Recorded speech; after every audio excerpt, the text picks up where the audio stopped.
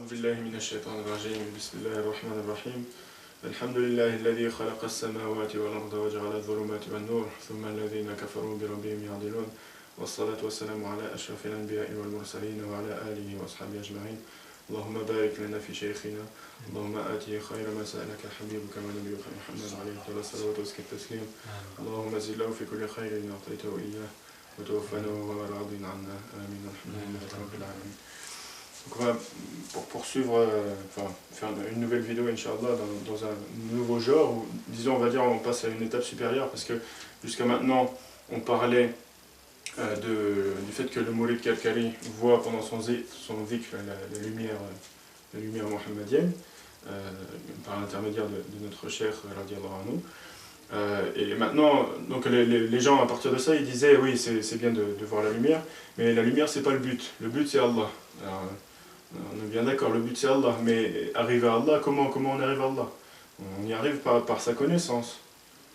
On arrive par la connaissance de celui à qui rien ne ressemble, on y arrive par l'intermédiaire de la sifat, sa sifat, son attribut de lumière qu'il a manifesté à sa création afin de pouvoir accéder à sa connaissance. Donc cette lumière, c'est pour ça que Allah il dit Allahu nuru samawati wal ard mathalu nurihi. Et donc il donne un exemple de cette lumière et il donne un exemple très clair avec des étapes très particulières de manifestation de cette lumière. Et donc à partir de cette lumière, donc c'est bien beau de la voir, mais il y a un échange entre le moulid et la lumière. Donc la lumière donne et le moulid reçoit. Moyennant évidemment des efforts de dhikr, de lecture du Coran, de prière, etc. Et donc ces enseignements qui sont tirés de ce qu'on appelle le malakut, c'est-à-dire le monde auquel on accède par l'intermédiaire du mushahada. Donc pendant le dhikr, il y a un monde qui se présente à nous, donc certains voient une lumière et prennent de cette lumière des sciences. Des sciences qui viennent à ilmun laduni, une science qui provient d'Allah.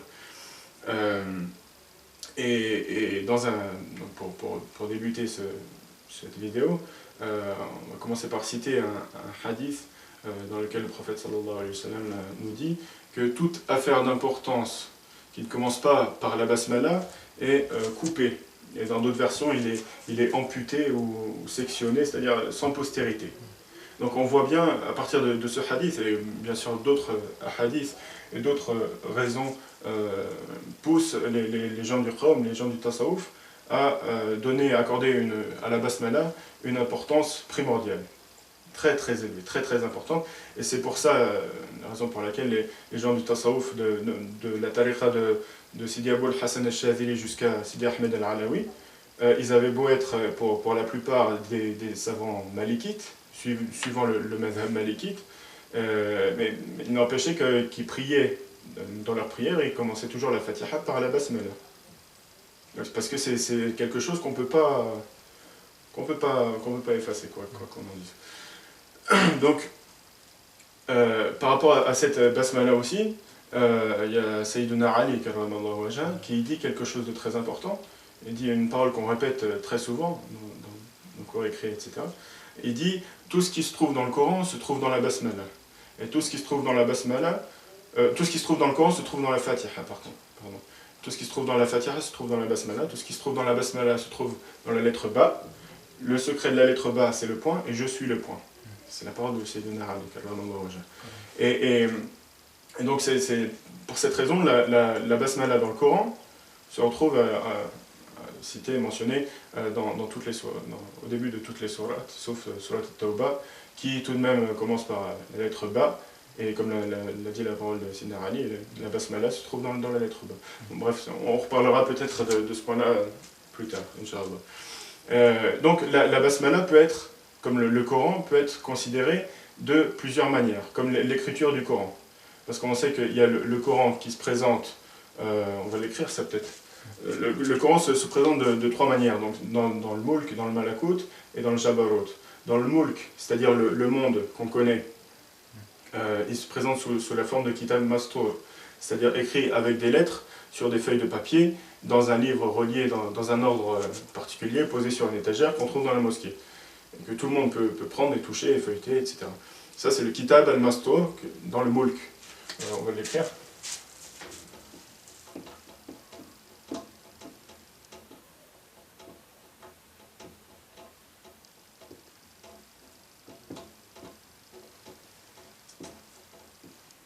Ensuite, il y a le Kitab qu'on appelle le Kitab Marqoum.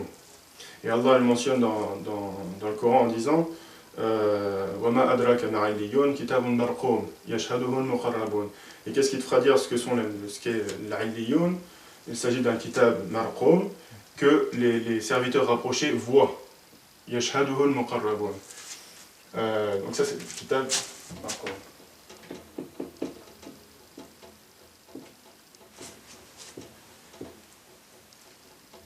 Et ça, c'est le kitab qui apparaît dans le Malakut. Donc c'est ce qui est Malakut.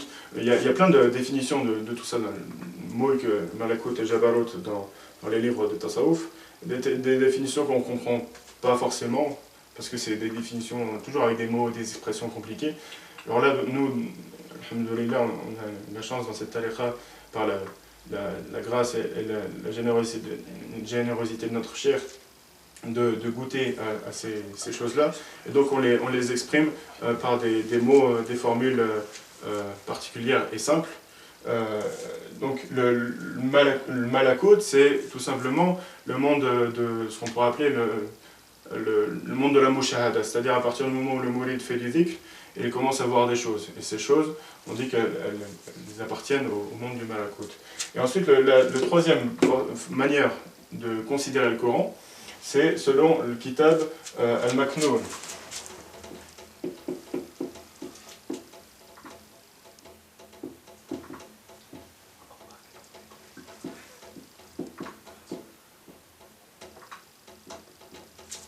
Kitab al-Maknoun qui apparaît donc dans le Jabarut. Dans le Jabarut, qu'est-ce que c'est que le Jabarut? C'est l'endroit où ne persiste que la lumière d'Allah. C'est-à-dire tout est complètement annihilé et il ne subsiste que la lumière d'Allah subhanahu wa ta'ala. Et donc dans le Jabarut, on considère que le Coran, sous sa forme écrite, sous sa forme de Kitab Maknoun. Et Allah mentionne le Kitab Maknoun dans le Coran, il dit وَإِنَّهُ لَقُرْآنٌ كَرِيمٌ فِي كِتَابٍ مَكْنُونٍ لَا يَمَسُّهُ إِلَّا الْمُطَهَّرُونَ. Ne peuvent le toucher que les gens purifiés. Alors dans le fiqh, on a tiré de ce verset une règle qui dit que il est interdit à quelqu'un qui n'a pas les ablutions, qui n'est pas soi-disant purifié, de toucher le Coran. En réalité, c'est comme si c'est pas possible que ce soit vraiment ça le sens à 100%, parce que effectivement, même un non-musulman peut prendre le Coran et le feuilleter, et il en est tout à fait capable. Alors que le verset est très clair, il dit « La yamassuhu », c'est-à-dire ne peut pas le toucher, ne peut pas l'atteindre, « illa al-mutahharun », sauf les gens purifiés. Alors qu'est-ce que c'est les gens purifiés? Si même un musulman peut toucher ce Coran. Ça prouve que le Kitab al-Maknoun, c'est quelque chose d'autre, c'est pas le... C'est pas purification par rapport à la dunya? Ou par rapport à des défauts de l'âme? Purification du cœur. Ouais. Et alors là, dans le Coran, il y a deux mots. En français, on dit les purifiés, al-mutahharun, alors que dans le Coran, il y a deux expressions, deux mots qui sont employés. Il y a Inna Allah yuhibbu tawabin wa yuhibbu al-mutatahhirin. Allah aime ceux qui font tawba, qui se repentent, et il aime ceux qui se purifient, al-mutatahhirin.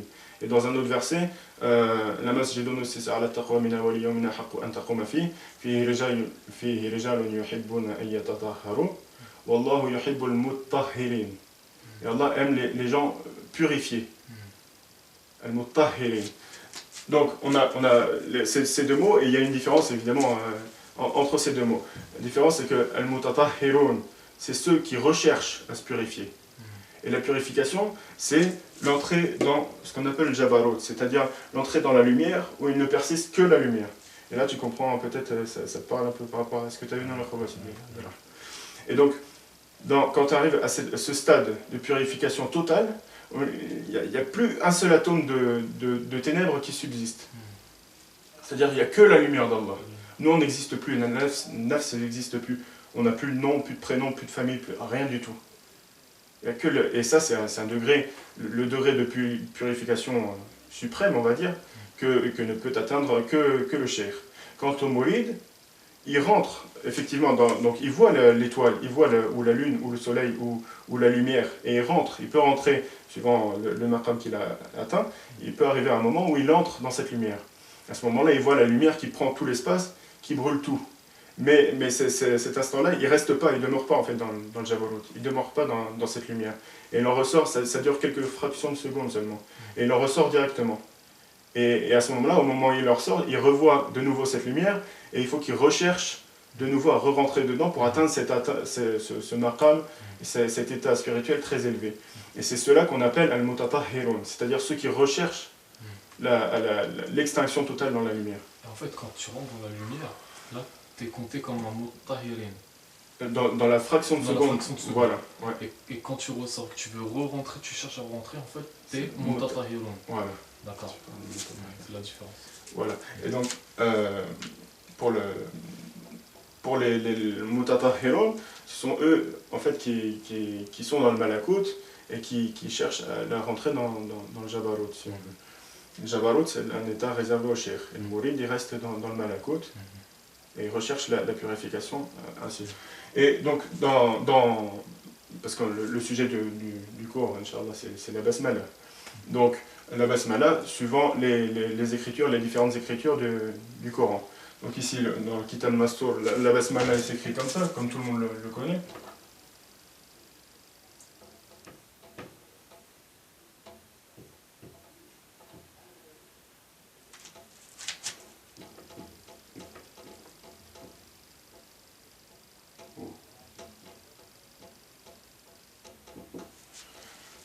Donc on a la basmala que tout le monde connaît.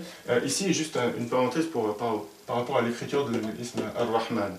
On voit que le alif, entre le mim et le noun, il est ce qu'on appelle, pour ceux qui ont appris le Coran, la traditionnelle sur le loha, comme dans les écoles avec la planche là, on appelle ce alif mahdouf. Et nous, dans la tariqa, on l'appelle, par rapport à la ma'rifa, on l'appelle alif al-muqaddar. Ce alif muqaddar, dans le nom Ar-Rahman, il est toujours séparé du nom. Et il faut faire très attention, si jamais dans le malakut, pendant votre dhikr, vous voyez l'ism Ar-Rahman écrit comme ça,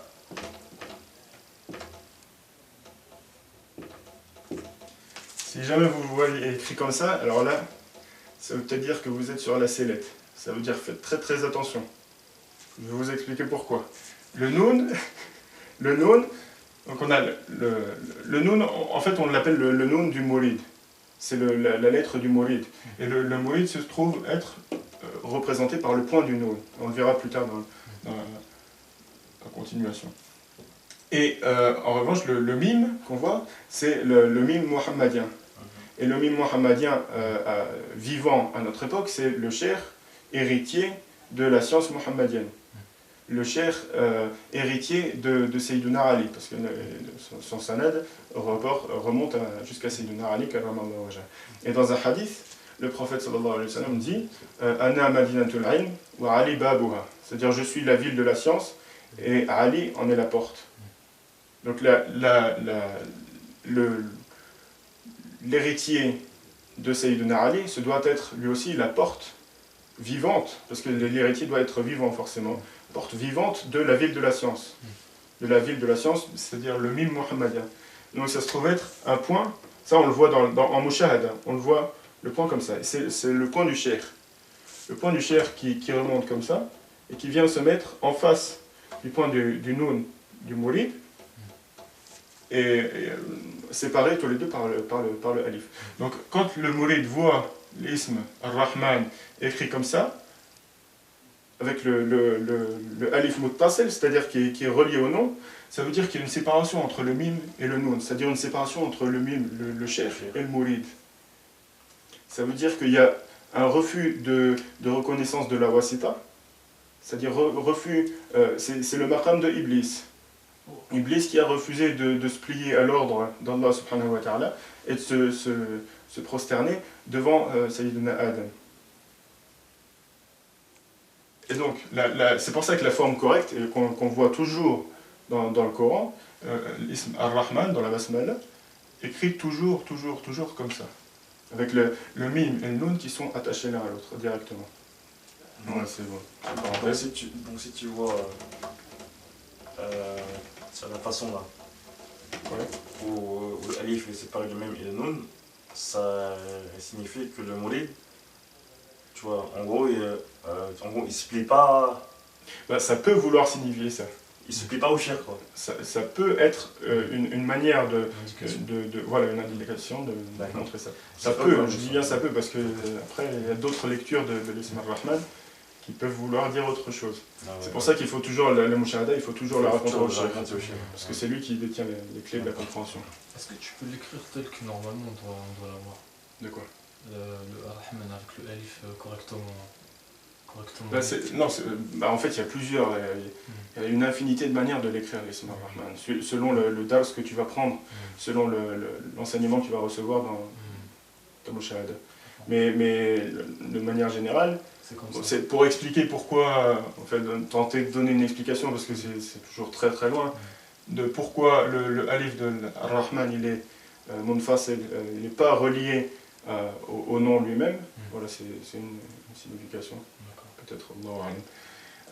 Et aussi, quelque chose d'important, dans le Coran, Allah il dit Ar-Rahman fas'al bihi khabira. Ar-Rahman, le miséricordieux, demande donc à son sujet, si tu veux le connaître, quelqu'un de parfaitement informé. Et ici, le khabir, c'est quelqu'un de parfaitement informé, c'est-à-dire c'est Sayyiduna Ali, c'est l'héritier, c'est la porte de la vie de la science. C'est pour ça qu'on retrouve ici le mime mohammadien avec la vie de la science. Voilà. Ici, donc, dans l'écriture de la basmala, on va insister sur 3 points importants qui vont nous intéresser pour l'écriture selon le kitab al-Marqoum. Voilà, ces 3 points qui apparaissent et qui en fait vont former un triangle.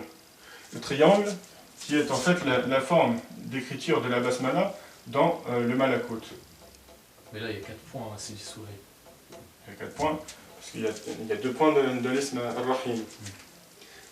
Et voilà, et ça c'est l'erreur le mouride en fait doit rechercher, pour reprendre depuis le début, le point du bas, c'est le point de Sayyidina Ali, comme la parole qu'on a dit tout à l'heure. C'est le point de l'héritier mohammadien, qui pourrait être le point du bas, qui se trouve sous la ligne de l'écriture de la basmala, ce qui symbolise le caractère caché, batin, de sa science. Le cheikh, lors de la bay'a, il donne en fait une partie de ce point et qu'il place dans le cœur du mouride. C'est en fait le sceau mohammadien, le cachet avec lequel il va tamponner le cœur du mouride. Et ça se présente sous la forme d'une lumière que le mouride voit dès la prise de la bay'a. Et donc le point du mouride, ce point-là, c'est le point du noun, qui se trouve en haut, au-dessus de la ligne, symbolisant le caractère apparent de ce point, et donc qui fournit, qui produit, qui dispense tous les enseignements de cette science. En fait, il est juste au-dessus du noun. Ouais, et le noun représente, comme tu as dit, le disciple. Voilà, c'est le noun du mouride. Et ensuite, ce point-là du noun se divise en 2. Le point qu'on appelle ilm al-awwalin ou ilm al-akhirin. C'est-à-dire la science des premiers et la science des derniers. C'est-à-dire que toute la science, tout ce qu'on peut imaginer et ce qu'on n'imagine pas, se trouve dans ce point-là. C'est pour ça que le mouride, il faut accorder une importance vraiment énorme, au-dessus de tout à cette lumière qu'il voit. Il ne faut surtout pas la rabaisser, surtout pas la négliger. Et donc voilà, cette science des premiers et cette science des derniers, il faut attention au mouride, parce que là il y a l'anafs qui vient, et qui dit, le mouride, il veut toujours voir en lui-même un mérite.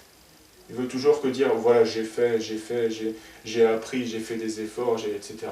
Et ça, il faut donc qu'il casse ça, et qu'il fasse retourner un point du ya vers le point du cheikh. C'est-à-dire qu'ils reconnaissent devant tout le monde et devant soi-même, devant lui-même, qu'il n'y a rien, que sans le cheikh, il n'aurait jamais pu, parce qu'on en a vu plein, ils ont fait plein de dhikr.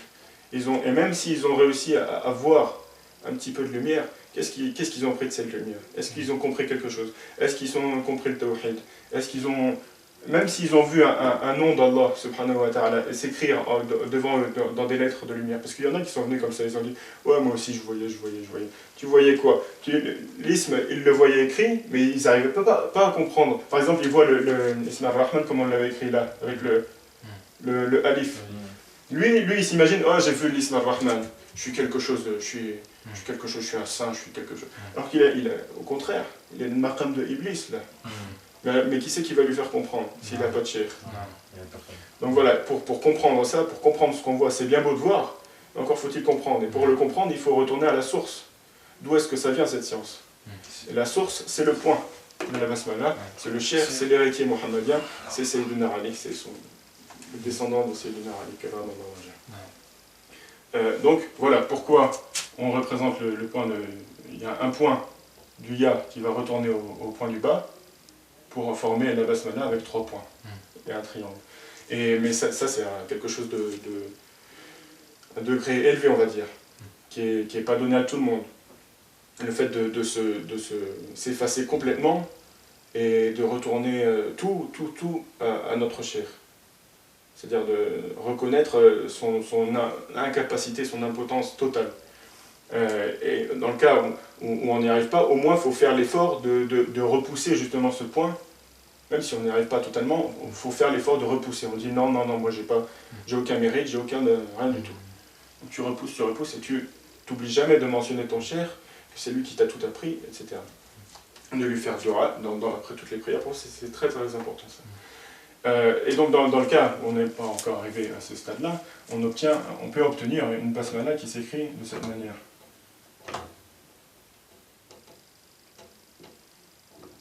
Donc ça fait une pyramide quoi. Et là, dans cette pyramide, donc, il y a le point de la basmala, le point du cheikh, le point du noun, c'est le point du mourid, et les 2 points du ya. Et là, ce qui va nous intéresser ici, c'est ce triangle-là. Ce triangle qui va se présenter, on va faire comme ça. Avec le point du noun, du mourid, on va dire que c'est le cœur du mourid. Le cœur. Et après les 2 points du ya, il y en a un, ça va être la nafs, et l'autre, la raison, l'aql.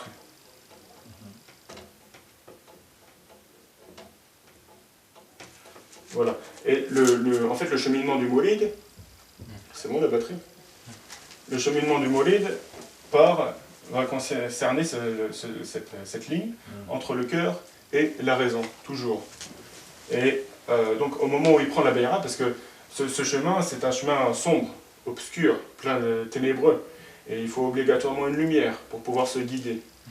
Et même dans beaucoup de versets où on mentionne Allah subhanahu wa ta'ala, il mentionne la lumière, et dit toujours, il mentionne la lumière, an-nur, et après il y a le huda, ou yahdi Allahu li nurihi man yasha, par exemple. Allah guide vers sa lumière qui il veut.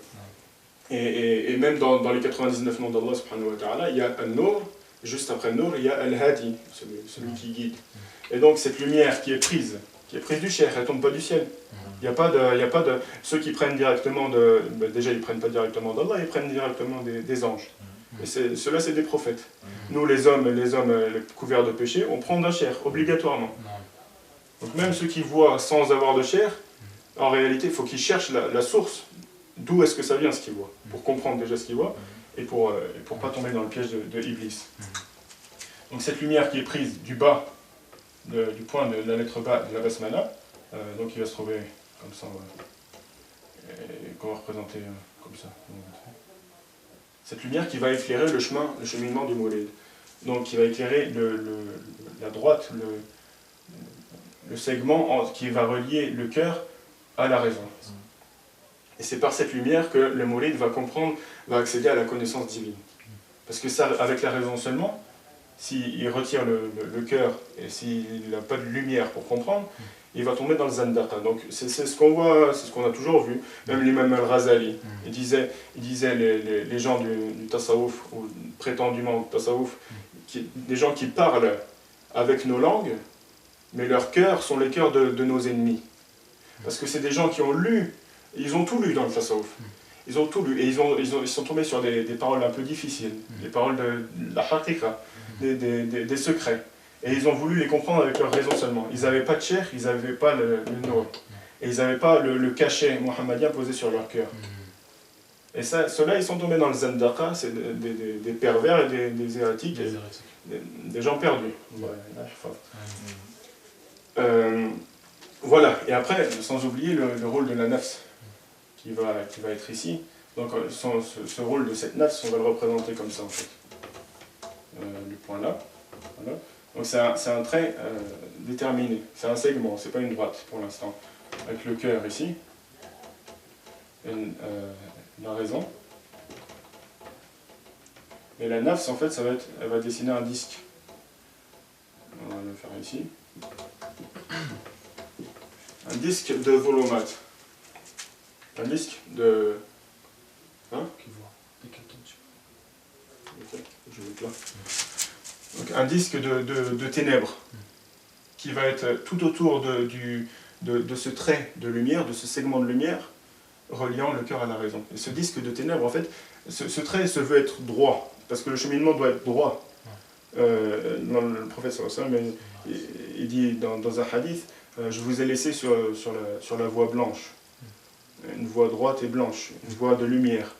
Lumière, pourquoi? Parce qu'après il dit Layluha kanahariha, son jour, enfin sa nuit est comme son jour, ne diffère pas de son jour. La yaziru anha illa halik, ne s'en écarte pas si ce n'est quelqu'un voué à la perdition. Et donc ce chemin de lumière est un chemin de lumière divine. La lumière divine, pourquoi? Parce que cette lumière, comme en témoignent les fuqara ayant pris Bayra avec Sayyidina Cheikh Sidi Mohamed Fawzi, témoigne que cette lumière, il la voit aussi bien de jour que de nuit, avec la lumière électrique allumée ou éteinte. Et cette lumière-là, c'est donc bien cette lumière-là, cette voie blanche. Blanche, pourquoi? Toujours en relation avec le nour, qui ne diffère pas, dont la nuit ne diffère pas du jour. Donc voilà, sur ce trait de lumière, le mourid essaye d'avancer droit, mais il y a la nafs tout autour de lui qui l'attire et qui rend son chemin sinueux. Et donc le travail du mourid, c'est de faire du jeûne, de jeûner, de faire qiyam al-layl, d'écraser cette nafs, d'écraser le plus possible pour réduire sa capacité à lui nuire, c'est-à-dire à rendre son chemin sinueux. Et plus il va faire d'efforts sur elle et la réduire, en fait la pousser à se replier sur elle-même, c'est ce qu'on appelle le jihad al-akbar, c'est ça. Oppresser la nafs jusqu'à ce qu'elle revienne à son origine qui se trouve là. Un point qui se trouve entre les deux points du cœur et de la raison, et qui forme donc les trois points d'un alif. Parce que comme dans le tasawwuf, le alif, on sait qu'il est obligatoirement constitué d'au moins 3 points. 2 points, ça ne suffit pas pour former un alif. Et le but du mourid, c'est d'atteindre l'istiqama. Comme on dit, la plus grande des karamas, c'est l'istiqama, c'est-à-dire la rectitude dans la religion. La rectitude, ce n'est pas le suivi, le suivi apparent des hadiths, c'est-à-dire n'importe qui prend un livre de hadith et se met à appliquer comme il comprend lui-même. Et c'est pas pour ça qu'il aura atteint la rectitude, parce que même des non-musulmans peuvent lire ces hadiths et s'y conformer au moins en partie, et c'est pas pour autant qu'ils s'approcheront de ce qu'on appelle l'istiqama. Donc l'istiqama, c'est la droiture, l'alignement de 3 points du cœur, de la nafs et de la raison pour former un alif. Et cette nafs, au début, quand elle est grosse, qu'elle nuit au mourid dans son cheminement, elle est appelée nafs ammara, c'est-à-dire qui enjoint au mal, et encore nafs lawwama, nafs qui se blâme pour tout le mal qu'elle a fait. Et au moment où elle arrive à son origine, elle retourne à son origine, retourne à sa véritable place, dans le centre du alif, on l'appelle nafs mutma'inna. Comme Allah subhanahu wa ta'ala dit dans le Coran, Ya ayyatuha an-nafs al-mutma'inna, irji'i ila rabbiki radiyatan mardiyya. Fadkhuli fi ibadi wadkhuli jannati. Et donc à ce moment-là, quand cette nafs arrive ici, elle est transpercée par le alif, par la lumière de ce alif, Donc elle est transpercée, je sais pas comment... et là aussi ça perce. C'est-à-dire qu'il n'y a plus de... C'est une droite qui est mutlaq, c'est-à-dire elle est illimitée. Les sciences qu'elle va aller puiser en haut et en bas sont illimitées. Ouais, voilà, c'était à peu près. Et après, c'est dit Souhail, quand la note, en fait, quand elle réalise le alif, qu'est-ce qui se passe par rapport au triangle, en fait? Genre, à ce moment-là, tu vois, les deux points, ils sont réunis. Et donc on obtient la véritable basmala du malakut, avec seulement 3 points. D'accord. Et on obtient l'ism ar-rahim, qui peut apparaître aussi dans le malakut comme ça. Il peut apparaître avec seulement 1 point. D'accord. Et ça, c'est comme ça que c'est un niveau très élevé, ça. Ça, oui, c'est plus tard, quand Inch'Allah, on est encore loin. Et voilà, j'espère que vous avez des questions, quelque chose. C'est bien, Abdelrahim, t'as des questions? Pour ça, non. Ouais, j'avais une question. Il n'y a pas un autre monde après Jabarut? Après le Jabarut? Oui. Déjà, il faut savoir que le moulk qu'on connaît, on n'arrive pas à déterminer sa limite. On n'arrive même pas à se représenter quand on dit Sab'a Samawat, les 7 cieux. Les 7 cieux, on n'arrive même pas à s'imaginer la limite du premier ciel. Alors comment c'est 7? Après, il faut savoir que le malakut, c'est encore plus grand que le mulk. Et il faut savoir aussi que le jabarut, c'est plus grand que le malakut. C'est inimaginable. C'est inimaginable. Parce que en fait, le premier ciel, c'est tout l'univers en vérité. Et les savants, les scientifiques, il est en constante expansion. Et en fait, comme Allah il dit, nous avons décoré le ciel le plus bas avec des étoiles. Ouais. En fait, c'est juste le premier ciel, je veux dire. Ouais. L'univers entier, là, qui a des centaines de milliards de galaxies, en fait. Tout ça, c'est que le premier ciel. Et après, il y a le deuxième ciel, troisième, 4, 5, 6, 7. Et tout ça, en fait, faut bien, dans la Kholwa, ça nous paraît immense. Mais tout ça dans la Kholwa, tout est réuni. Tout se unit. Tout est réuni et tout devient tout petit. Tu vois, dans ta Kholwa, toi tu t'imagines, tu es assis, tu es juste assis, tu peux être dans un cagibi, une cage d'escalier, quelque chose de tout petit. Et dans cette toute petite Kholwa, tu vois tout ça qui est réuni. Et tout ça, en réalité, toi-même tu le vois. Mais tu le sais pas. Celui qui prend la béa, il prend la lumière. C'est ça qu'il dit au début. Il dit, c'est un petit point, peut-être des palmes de lumière. C'est presque rien. Il se rabaisse lui-même devant les autres et il s'imagine que les autres, ils voient... alors que lui, il a tout juste devant lui. C'est cette petite pointe de lumière. Allah subhanahu wa ta'ala dit dans un hadith qudsi, j'ai pris une poignée de ma lumière et je lui ai dit sois Muhammad. Puis je crée toute la création à partir de la lumière de Muhammad. C'est-à-dire que tout l'univers, toute la création se trouve en réalité, sa source, dans ce point de lumière qu'on prend au moment de la béa. Subhanallah. Incroyable. Voilà. En fait, on ne réalise pas la valeur de ce point. Voilà, la valeur de cette petite lumière. Ah, mais on est dans le rafle total. Nous, on n'a pas petite, mais c'est nous, on est petits plutôt. C'est quelque chose d'immense. Tu es mis dans un corps tout petit. Ouais, c'est clair, mon frère. On va se limiter à ça, Inch'Allah. يعلمنا ما ينفعنا وينفعنا بما علمنا وصلى اللهم وبارك على سيدنا محمد وعلى اله وصحبه وسلم تسليما سبحان ربك رب العزه عما يصفون وسلام على المرسلين والحمد لله رب العالمين